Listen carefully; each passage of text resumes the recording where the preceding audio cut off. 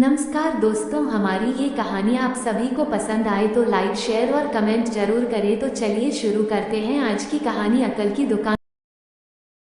रौनक नाम का लड़का था। जैसा नाम है वैसा ही उसका रूप भी था तथा अकल में भी उसका मुकाबला कोई नहीं कर सकता था। एक दिन उसने घर के बाहर बड़े बड़े अक्षरों में लिखा, यहाँ अकल बिकती है। उसका घर बीच बाजार में था। हर आने जाने वाला वहां से जरूर गुजरता था। हर कोई बोर्ड देखता, हंसना और आगे बढ़ जाता। रौनक को विश्वास था कि उसकी दुकान एक दिन जरूर चलेगी। एक दिन एक अमीर महाजन का बेटा वहां से गुजरा। दुकान देखकर उससे रहा नहीं गया। उसने अंदर जाकर रौनक से पूछा, यहाँ कैसी अकल मिलती है और उसकी कीमत क्या है? उद्धरण। उसने कहा, यह इस बात पर निर्भर करता है कि तुम इस पर कितना पैसा खर्च कर सकते हो।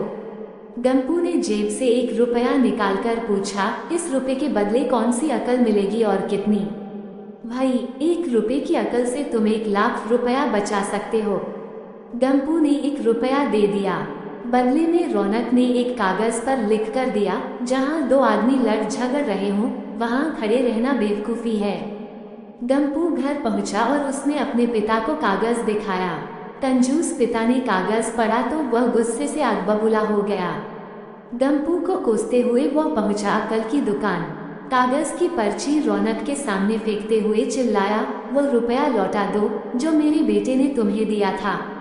रौनक ने कहा, ठीक है, लौटा देता हूँ, लेकिन शर्त यह है कि तुम्हारा बेटा मेरी सलाह पर कभी अमल नहीं करेगा। कंजूस महाजन के वादा करने पर रौनक ने रुपया वापस कर दिया। उस नगर के राजा की 2 रानियां थीं। एक दिन राजा अपनी रानियों के साथ जौहरी बाजार से गुजरा। दोनों रानियों को हीरों का एक हार पसंद आ गया। दोनों ने सोचा, महल पहुंचकर अपनी दासी को भेजकर हार मंगवा लेंगी। संयोग से दोनों दासियां एक ही समय पर हार लेने पहुंची। बड़ी रानी की दासी बोली, मैं बड़ी रानी की सेवा करती हूँ इसलिए हार मैं लेकर जाऊंगी।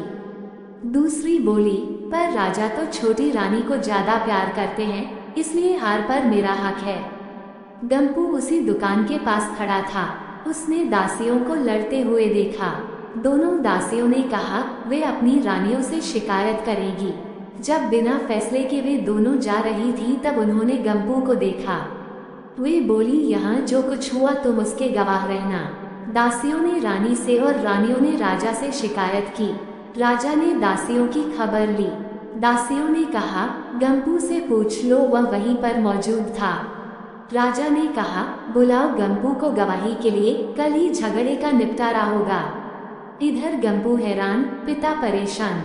आखिर दोनों पहुंचे अकल की दुकान। माफी मांगी और मदद भी। रौनक ने कहा, मदद तो मैं कर दूं, पर अब जो मैं अकल दूंगा उसकी कीमत है 5000 रुपये। मरता क्या ना करता। कंजूस पिता के कुर्ते हुए दिए 5000। रौनक ने अकल दी कि गवाही के समय गंपू पागलपन का नाटक करे और दासियों के विरुद्ध कुछ न कहे। अगले दिन गंपू पहुंचा दरबार में। करने लगा पागलों जैसी हरकतें। राजा ने उसे वापस भेज दिया और कहा, पागल की गवाही पर भरोसा नहीं कर सकते। गवाही के अभाव में राजा ने आदेश दिया, दोनों रानी अपनी दासियों को सजा दें, क्योंकि यह पता लगाना बहुत ही मुश्किल है कि झगड़ा किसने शुरू किया। बड़ी रानी तो बड़ी खुश हुई, छोटी को बहुत गुस्सा आया। गंपू को पता चला कि छोटी रानी उससे नाराज है तो वह फिर अपनी सुरक्षा के लिए परेशान हो गया। फिर पहुंचा अकल की दुकान। रौनक ने कहा, इस बार अकल की कीमत 10,000 रुपये।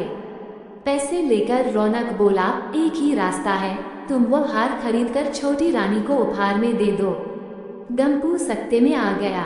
बोला, अरे ऐसा कैसे हो सकता है, उसकी कीमत तो 1 लाख रुपए है। रौनक बोला, कहा था ना उस दिन जब तुम पहली बार आए थे कि 1 रुपए की अकल से तुम 1 लाख रुपए बचा सकते हो। इधर गंपू को हार खरीद कर भेंट करना पड़ा, उधर अकल की दुकान चल निकली। कंजूस महाजन सिर पीट कर रह गया।